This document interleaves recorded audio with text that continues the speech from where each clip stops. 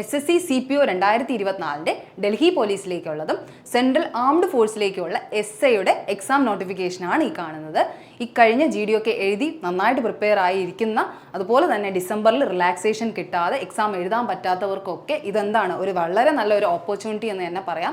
ഈ വരാൻ പോകുന്ന എക്സാം നിങ്ങൾക്ക് എന്ത് ചെയ്യാം, അപ്ലൈ ചെയ്ത് അതേ റാങ്കിലുള്ള GDയുടെ അതേ ക്വാളിഫിക്കേഷനിലുള്ള എക്സാമാണ് ഇതും വരുന്നത്. അപ്പോൾ അതേ പോസ്റ്റിലേക്ക് നിങ്ങൾക്ക് അപ്ലൈ ചെയ്യാനുള്ള ഒരു ഗോൾഡൻ ചാൻസ് ആണ്. അപ്പോൾ എന്താണ് ഡീറ്റെയിൽഡ് ആയിട്ടുള്ള ഒരു വീഡിയോ ആണ് ഈ ചെയ്യാൻ പോകുന്നത്, അതിലേക്ക് നമുക്ക് നോക്കാം. അപ്പോൾ ഡേറ്റ് എന്ന് പറയുന്നത്, ഇതിലേക്ക് അപ്ലൈ ചെയ്യാനുള്ള ഡേറ്റ് ഇന്നലെ തന്നെ ഓപ്പൺ ആയിട്ടുള്ളതെന്നുള്ളതാണ് കാര്യം. അതുപോലെ തന്നെ 28/3/2024 ഈ മാസം 28-ാം തീയതി വരെ എന്താണ് ഈ ഡേറ്റ് എക്സ്റ്റെൻഡ് ആക്കിയിട്ടുണ്ട്.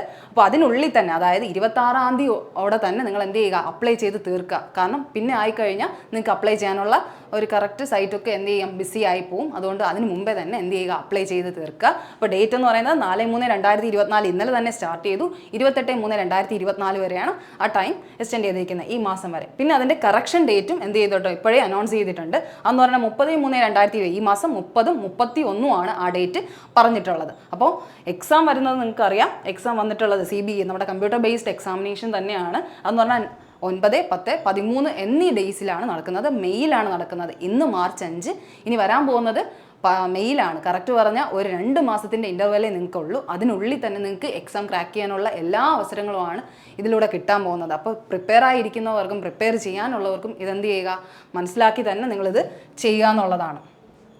അപ്പോൾ ഇതിൻ്റെ വാക്കൻസി ഡീറ്റെയിൽസ് വരുന്നതെന്ന് പറഞ്ഞാൽ നമ്മുടെ സബ് ഇൻസ്പെക്ടർ മെയിൽ കാറ്റഗറിക്ക് ഡൽഹി പോലീസിൽ വരുന്നത് മൊത്തം എന്ന് പറഞ്ഞാൽ 125 വാക്കൻസീസാണ് വന്നിട്ടുള്ളത്. 125 വാക്കൻസി മെയിൽ കാറ്റഗറിക്കും. Female category sub inspector Delhi പോലീസിലെന്ന് പറയുന്നത് 61 വാക്കൻസീസുമാണ് വന്നത്. അത് ജനറൽ, OBC, SC, ST എന്ന് പറഞ്ഞ് തിരിച്ചിട്ടുണ്ട്. അതുപോലെ തന്നെ ഡിപ്പാർട്ട്മെൻറ്റ് കാൻഡിഡേറ്റ്സിനും എക്സ് സർവീസ് മാനിനും ഇതിനകത്ത് തന്നെ എന്ത് ചെയ്യുന്നുണ്ട്, ഒരു വേക്കൻസി കൊടുത്തിട്ടുണ്ടെന്നുള്ളതാണ്. അതുപോലെ തന്നെ സബ് ഇൻസ്പെക്ടർ CAPFിലേക്കാണ് ഇപ്പോൾ എന്ത് ചെയ്യുന്നത്, വാക്കൻസി കൂടുതൽ ക്ഷണിച്ചിട്ടുള്ളത്. അപ്പോൾ സബ് ഇൻസ്പെക്ടർ CAPF എന്ന് പറയുമ്പോൾ നമ്മുടെ BSF, CASF, നമ്മുടെ GD ഒക്കെ എഴുതി നിൽക്കുന്നവർക്കുള്ള ചാൻസസ് ആണ്. BSF, CASF, CRPF, ITBP, അതുപോലെ തന്നെ SSBയിലേക്കാണ് ഇത് ക്ഷണിച്ചിരിക്കുന്നത്. ഇതൊക്കെയാണ് പോസ്റ്റ് പ്രിഫറൻസ് എന്ന് പറയുന്നത്. അതും എന്താണ്, അത്യാവശ്യം നല്ല വേക്കൻസീസ് ആണ് വന്നിട്ടുള്ളത്. അത് ജനറൽ, EWS, അതുപോലെ തന്നെ OBC, SC കാറ്റഗറിക്കൊക്കെ പ്രത്യേകം വാക്കൻസി അലോട്ട് ചെയ്തിട്ടുണ്ട്. അതൊക്കെ ഒന്ന് ചെക്ക് ചെയ്യുക. അതുപോലെ തന്നെ ഏജ് ലിമിറ്റ് നമുക്ക് അറിയാമെന്നുള്ള കാര്യം എന്ന് പറഞ്ഞാൽ, ഡിസംബറിലേക്ക് ഇനി വരുന്ന GDക്ക് പലർക്കും എന്താണ് റിലാക്സേഷൻ കിട്ടാത്തതുകൊണ്ട് എക്സാം എഴുതാൻ പറ്റത്തില്ല. അപ്പോൾ അതിനുള്ളിൽ തന്നെ വരുന്ന ഒരു ഗോൾഡൻ ഓപ്പർച്യൂണിറ്റിയാണ് ഈ എക്സാം നിങ്ങൾക്ക് പ്രൊവൈഡ് ചെയ്യുന്നത്. അതുകൊണ്ട് ഉറപ്പായിട്ട് നിങ്ങൾ ഈ എക്സാം ചെയ്യാൻ പറ്റുമെന്നുള്ള കാര്യം മനസ്സിലാക്കേണ്ടതാണ്. അതെന്ന് പറഞ്ഞാൽ 20-25 ഏജിന് ഇടയ്ക്കാണ് എന്ത് ചെയ്യുന്നത് ഈ എക്സാം ഇപ്പോൾ ഏജ് ലിമിറ്റ് പറയുന്നത്.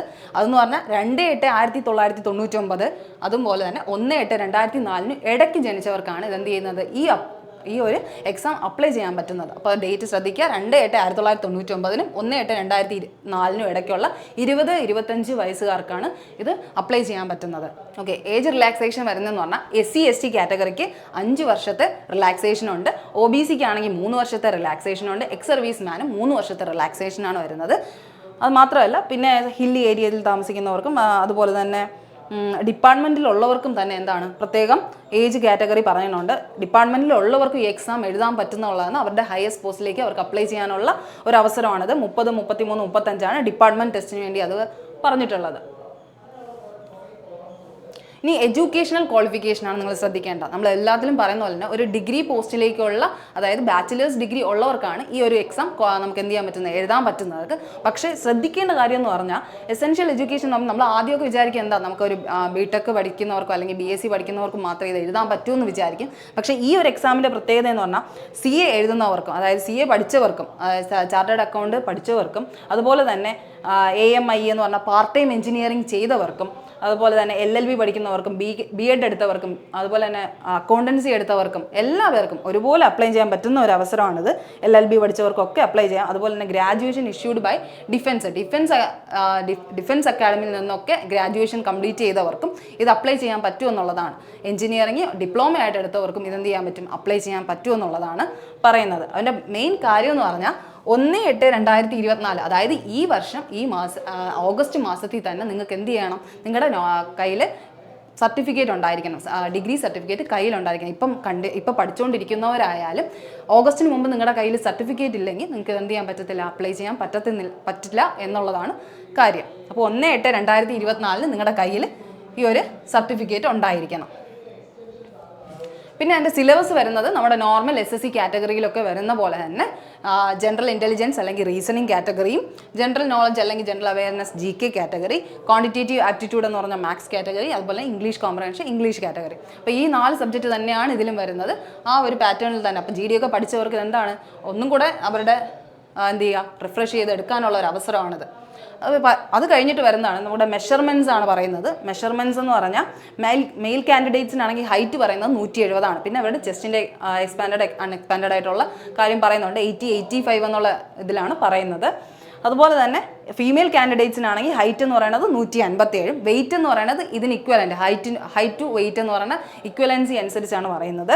പിന്നെ ST-കാർക്കും അതുപോലെ തന്നെ ഹില്ലി ഏരിയാസിൽ താമസിക്കുന്നവർക്കും പ്രത്യേക ഒരു കാറ്റഗറൈസിങ് കൊടുത്തിട്ടുണ്ട്, അതിന് വേണ്ടിയിട്ടുള്ള ഓപ്പർച്യൂണിറ്റി കൊടുത്തിട്ടുണ്ട്.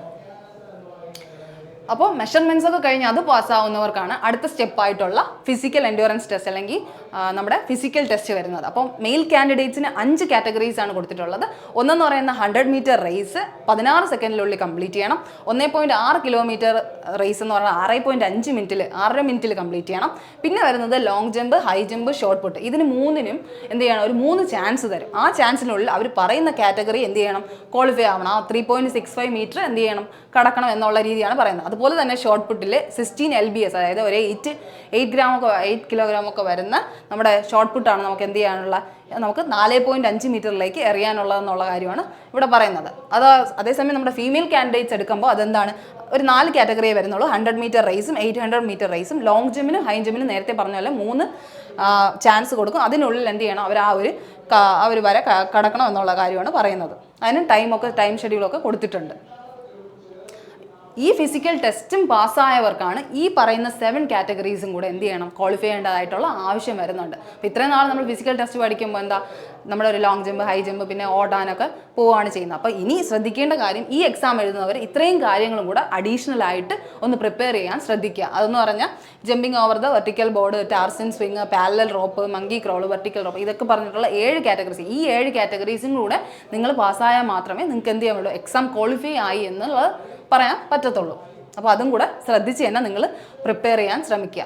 ഇനി അടുത്ത് നമ്മുടെ പോസ്റ്റ് പ്രിഫറൻസ് ആണ്. നമ്മൾ അപ്ലൈ ചെയ്യുമ്പോൾ ഉള്ള പോസ്റ്റ് പ്രിഫറൻസ് ചോദിക്കും. GD ഒക്കെ ചോദിച്ചതുപോലെ തന്നെ ഇതിനും എന്തുണ്ട്, പോസ്റ്റ് പ്രിഫറൻസ് ഉണ്ട്. അപ്പോൾ അതെന്ന് പറയുന്നത് സബ് ഇൻസ്പെക്ടർ ഇൻ ഡൽഹി പോലീസിനാണെങ്കിൽ ഓരോ കാറ്റഗറീസ് കൊണ്ട് ABCD അങ്ങനെ കൊടുത്തിട്ടുണ്ട്. അതനുസരിച്ച് നിങ്ങൾ എന്ത് ചെയ്യുക, അപ്ലൈ ചെയ്യാൻ ശ്രമിക്കുക. നമ്മുടെ ബോർഡർ സെക്യൂരിറ്റി ഫോഴ്സിനും അതുപോലെ തന്നെ SSBക്കും അതുപോലെ തന്നെ ഇൻഡോ ടിബറ്റ് ITBF എന്താണ് കൊടുത്തിട്ടുള്ളതാണ്. CASF, CRPF ഇതിനെല്ലാം പ്രത്യേക തന്നെ കാറ്റഗറൈസേഷൻ കൊടുത്തിട്ടുണ്ട്.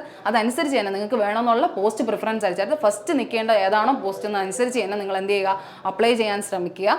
ഏറ്റവും നിങ്ങൾക്ക് വേണ്ടതായിട്ടുള്ള ഫീൽഡ് ആയിരിക്കണം ആദ്യം നിങ്ങൾ എന്ത് ചെയ്യുക, പ്രിഫറൻസ് ആയിട്ട് കൊടുക്കേണ്ടത്. ഓക്കെ, അത് കഴിഞ്ഞിട്ട് വരുന്ന ഒരു പ്രശ്നം എന്ന് പറഞ്ഞാൽ നമുക്കറിയാം എല്ലാ പേർക്കും, കുറേ പേർക്ക് നമ്മുടെ ഈ GD ഒക്കെ എഴുതി കഴിഞ്ഞവർക്കൊക്കെ ഒരുപാട് പേർക്ക് റിജക്ഷൻ ആയിട്ട് വന്നിട്ടുണ്ട്. അത് മെയിൻ കാരണം എന്ന് പറഞ്ഞാൽ അവരുടെ സിഗ്നേച്ചറും അതുപോലെ തന്നെ ഫോട്ടോഗ്രാഫിൻ്റെയും പ്രശ്നം കൊണ്ടാണ് ഈ ഒരു റിജക്ഷൻ സ്റ്റാറ്റസ് വരുന്നത്. അപ്പം മാക്സിമം ഇനിയുള്ള എക്സാമിന്, കാരണം റിലാക്സേഷനൊന്നും ഇല്ലാത്തവർക്കൊക്കെ എന്താണ് അത് വലിയൊരു കഷ്ടമാണ് ആവുന്നത്. അപ്പോൾ അതുകൊണ്ട് തന്നെ ഇത്തവണയെങ്കിലും നിങ്ങളത് ചെയ്യുമ്പോൾ മെയിനായിട്ട് ശ്രദ്ധിക്കേണ്ട ഈ ഫോട്ടോഗ്രാഫിൻ്റെയും സിഗ്നേച്ചറിൻ്റെയും കേസാണ്. അതെന്ന് പറഞ്ഞാൽ അക്സെപ്റ്റബിൾ ആയിട്ടുള്ള ഫോട്ടോഗ്രാഫ് എന്ന് പറഞ്ഞാൽ ഇങ്ങനെ കറക്റ്റായിട്ട് തന്നെ നമ്മുടെ ഫോട്ടോഗ്രാഫ് വരണം. എന്ന് വെച്ചാൽ അഡീഷണൽ ആയിട്ട് എക്സ്ട്രാ കളറോ അല്ലെങ്കിൽ ടു മച്ച് ക്ലോസ് ആയിട്ടോ അഡീഷണൽ ഹാറ്റോ എന്തെങ്കിലും വെച്ചിട്ടോ അല്ലെങ്കിൽ ബ്ലറായിട്ടോ ഇൻവേർട്ടഡ് ആയിട്ടോ അല്ലെങ്കിൽ എന്തെങ്കിലും ഇങ്ങനെയുള്ള രീതിയിലൊന്നും നിങ്ങൾ മാക്സിമം എന്താണ് സെൽഫിയൊക്കെ എടുത്തിട്ട് അപ്ലൈ ചെയ്യാതിരിക്കുക.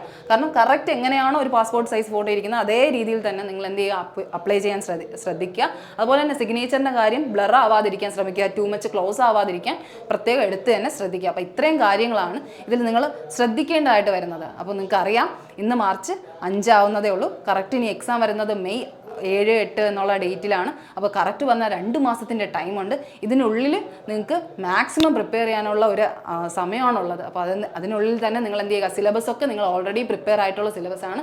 അതുകൊണ്ട് തന്നെ ഓൾറെഡി നിങ്ങൾ പഠിച്ചു വെച്ചിരിക്കുന്ന കാര്യം ഒന്നും കൂടെ റിവൈസ് ചെയ്ത് നന്നായിട്ട് തന്നെ പ്രിപ്പയർ ചെയ്യാൻ നോക്കുക. ഈ ഒരു ചാൻസ് നിങ്ങൾ ആരും കളയാതിരിക്കുക. ഡിസംബറിൽ പറഞ്ഞ GD എഴുതാൻ പറ്റാത്തവർക്ക് ഇതൊരു നല്ല ഓപ്പർച്യൂണിറ്റി ആയിരിക്കും. അതുകൊണ്ട് തന്നെ ഏറ്റവും നന്നായിട്ട് തന്നെ പ്രിപ്പയർ ചെയ്ത് ഫിസിക്കൽ ടെസ്റ്റൊക്കെ നന്നായിട്ട് തന്നെ ഇപ്പോൾ തന്നെ വർക്ക് ചെയ്ത് തുടങ്ങുക എന്നുള്ളതാണ് പറയുന്നത്. അപ്പോൾ എല്ലാവർക്കും നല്ലപോലെ തന്നെ എക്സാം എഴുതാൻ പറ്റട്ടെ എന്ന് ആഗ്രഹിക്കുന്നു. അതുപോലെ തന്നെ ഉടനെ തന്നെ അപ്ലൈ ചെയ്ത് എല്ലാം കൃത്യമായിട്ട് അപ്ലൈ ചെയ്യാൻ ശ്രമിക്കുക. Okay, thank you.